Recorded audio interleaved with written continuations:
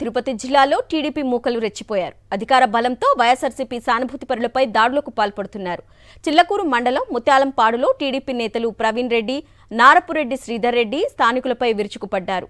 30 మంది గూండాలను వెంటబెట్టుకుని వైఎస్ఆర్సీపీ సానుభూతిపరుల భూములు ఆక్రమించుకున్నారు. ఇక టీడీపీ నేతల అరాచకాలపై పోలీసులకు ఫిర్యాదు చేసినా పోలీసులు ఎలాంటి చర్యలు తీసుకోవడం లేదని బాధితులు ఆవేదన వ్యక్తం చేస్తున్నారు.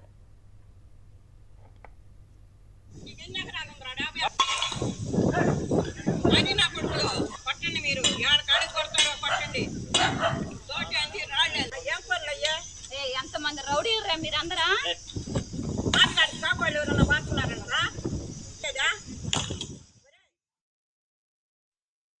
నారపురెడ్డి పద్మమ్మ దగ్గర 10 సంవత్సరాల నాడు కొనుగోలు చేశాను. కొనుగోలు చేసిన తర్వాత నాకు డాక్యుమెంట్స్ ఉన్నాయి. కానీ ఈరోజు మళ్ళీ వచ్చి ఆ రాళ్ళని మళ్ళీ 150 రాళ్ళని ధ్వంసం చేసి ఆ ప్రవీణ్ కుమార్ రెడ్డి, శ్రీధర్ రెడ్డి, సతీష్ రెడ్డి ఒక 30 మంది రౌడీలను తీసుకొని వచ్చి ఆ రాళ్ళు పగలగొట్టి మా ఇంటి మీద రాళ్ళు వేసి నన్ను నా ఫ్యామిలీని భయభ్రాంతులకు గురి చేసి నన్ను చంపేస్తానని బెదిరిస్తున్నారు.